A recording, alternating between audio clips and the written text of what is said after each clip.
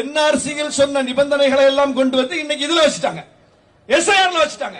எஸ்ஐஆர்ல வச்சு உங்க அப்பா டாக்குமெண்ட் எடுத்துட்டு வா, தாத்தா டாக்குமெண்ட் எடுத்துட்டு வா, ஓட்டு போட்டி அதை எடுத்துட்டு வா. 2002 ஓட்டு போட்டுனா இல்லன்னு எனக்கே தெரியாது. யாருக்கு தெரியும்? இங்க இருக்கிற யாருக்கு தெரியும் 2002 நீங்க எங்க ஓட்டு போட்டீங்கன்னு யாருக்கா ஞாபகம் இருக்கா?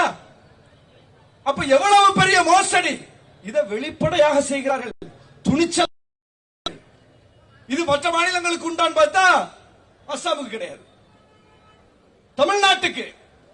தமிழ்நாட்டில் தேர்தல் வரப்போகிறது என்பது 2001 தேர்தல் முடிஞ்ச உடனே தெரியும்ல, 2021 தேர்தல் முடிஞ்ச உடனே 2026 தேர்தல் தெரியும்ல, 2024 நாடாளுமன்ற தேர்தல் முடிஞ்ச உடனே 2026 சட்டமன்ற தேர்தல் தெரியும்ல.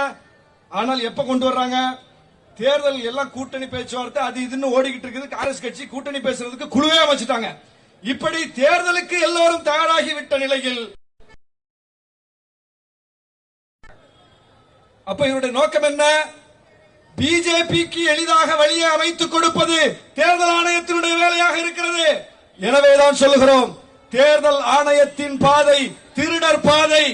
இந்த திருடர் பாதையில் இறங்கி இருக்கிற தேர்தல் ஆணையத்தை கண்டிக்கிறோம். விடுதலை சிறுத்தைகள் இதை நாங்கள் சும்மா விடுவதில்லை என்கிற உறுதியோடு நின்று களத்தை சந்திக்கிறோம் என்று சொல்லி வாய்ப்புக்கு நன்றி கூறி விடைபெறுகிறேன். நன்றி.